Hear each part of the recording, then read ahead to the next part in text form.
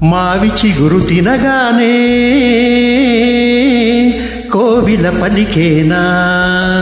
మావి చిగురు తినగానే కోవిల పలికేనా,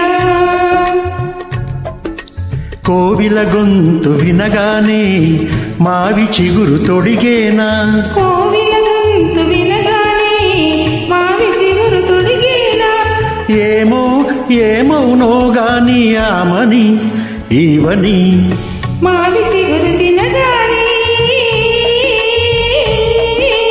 కోవిల పలికేనా, కోవిల పలికేనా.